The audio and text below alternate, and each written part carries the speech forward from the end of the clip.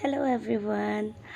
आज है नवरात्रि का चौथा दिन और आज होती है देवी माँ कूष्मांडा की पूजा। और मेरी आवाज़ को इग्नोर कीजिएगा क्योंकि फास्टिंग की वजह से थोड़ी सी मेरी आवाज़ ना बैठ गई है। जो नवरात्रि करते होंगे उनको तो पता होगी देवी माँ की पूजा क्यों होती है, कैसे होती है।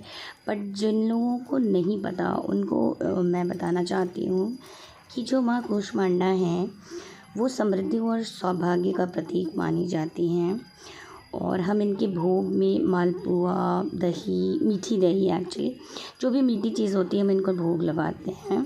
इनका निवास सूर्यमंडल जो होता है उसके भीतर के लोक में होता है और सूर्य लोक में निवास करने की क्षमता और शक्ति केवल इन्हीं देवी में है, माँ कूष्मांडा में, जिसकी वजह से इन्हें आदि स्वरूपा, आदि शक्ति भी कहा जाता है। तो इसलिए जो भी नवरात्रि में माँ कूष्मांडा जी का व्रत करते हैं, माँ अपने भक्तों को ऊर्जा और स्वास्थ्य और शक्ति का आशीर्वाद देती हैं।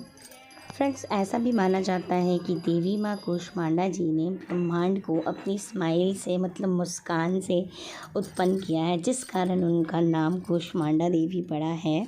और क्योंकि देवी माँ सूर्यलोक के अंदर निवास करती हैं तो उनकी शक्तियाँ अपार हैं, जिस कारण माता अपने भक्तों को रोग, दुख, दोष, विनाश सभी से मुक्त करके आयु, यश, बल, बुद्धि प्रदान करती हैं।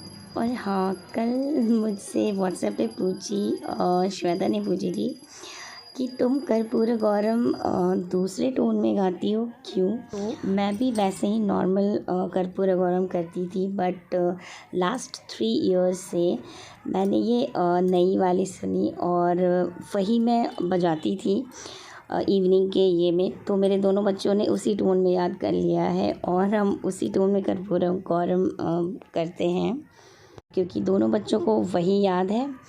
मैं उन्हीं के साथ करती हूँ, उनके ही जिस तरह से वो कंफर्टेबल हो जाएं। और मैं बस चाहती हूँ कि बच्चे थोड़ा बहुत पूजा पाठ, मंत्र, प्रेयर्स ये सब सीख जाएं।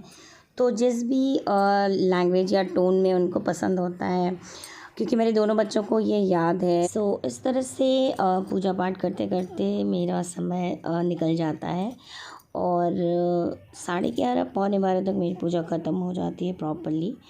फिर बच्चे आते हैं, फिर बच्चों को खाना वाना खिलाकर और फिर मैं अपने सारे काम निपटा कर बाहर के या फिर घर के, और फिर मैंने कुछ रील्स बनाई।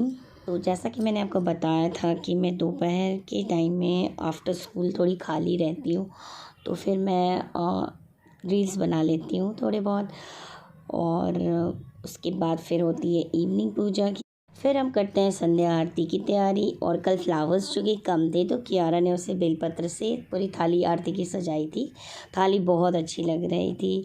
फिर मैंने एक सेल्फ़ी ली और फास्टिंग की वजह से सेल्फ़ी अच्छी तो नहीं आई, बट आई वाज़ हैप्पी कि चलो मैंने सेल्फ़ी ले ली। फिर सेम प्रोसेस, हम शाम की आरती करते हैं सब लोग मिलकर, हम तीनों।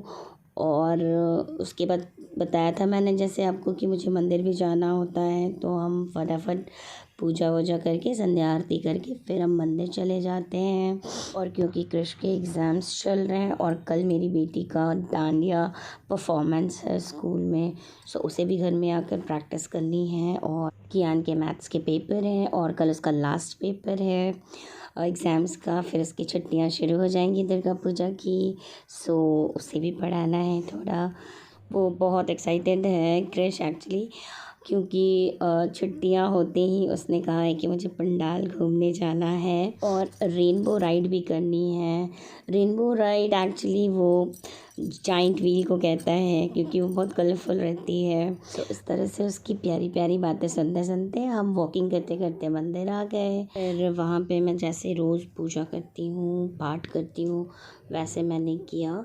और फिर लास्ट में आरती वारती करके और फिर हम आए थे। लेकिन इस बीच मैं आपको बताना चाहूँगी कि जब मैं बैठकर वहाँ पूजा कर रही थी तो थोड़ी देर के बाद कृष भी आकर वहाँ बैठ गया और वो मुझे पता नहीं चल पाया था। मैंने बाद में वीडियो में देखा, मेरी बेटी ने एक वीडियो लिया था, तो मैं हमेशा यही कहती हूँ कि बच्चे जो देखते हैं वही सीखते हैं।